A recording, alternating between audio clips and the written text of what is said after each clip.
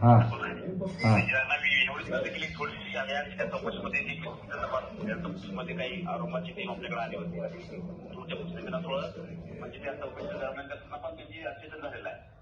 याच्यात त्यांचा अपेक्षा आहे की काय ट्रस्टी काय मार वगैरे झाली आपल्या पोलिसला सीसीटीव्ही आहे.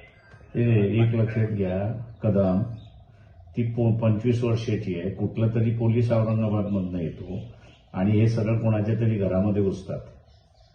कुठल्या कायद्याखाली घुसतात हे? हा, पोलिसाला लायसन्स तर दिलेलं नाही ना, त्याच्यामुळे एफआयआर नोंदून घ्या ना, चौकशी होत राहील त्याच्यामध्ये. नाही 2 दिवस नाही, ताबडतोब झाली पाहिजे एफआयआर. कदम 2 दिवस नाही, एफआयआर ताबडतोब नोंदवल्या गेली पाहिजे. नाही तर मी त्यांना सांगतो तिथं धरणात येऊन बसा, एफआयआर नोंदवा म्हणून. नाही, विनंती नाहीये, कायदा आहे.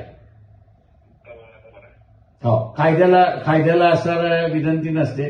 कायदा आहे, सुप्रीम कोर्टाने तुम्हाला सांगितलेला आहे की ताबडतोब असणारे एफआयआर दाखल करून घ्या. चौकशी तुमची होत राहील ना. एफआयआर नोंदवायला सुद्धा पोलिसांचा रेजिस्टन्स आहे. आम्ही चौकशी तर मागत नाही, किंवा तुमच्या चौकशीमधून निष्पक्ष होईल त्याच्यावरतीच तुम्ही असं कारवाई करणार आहात. हा, एफआयआर नोंदायला सांगा तिथे.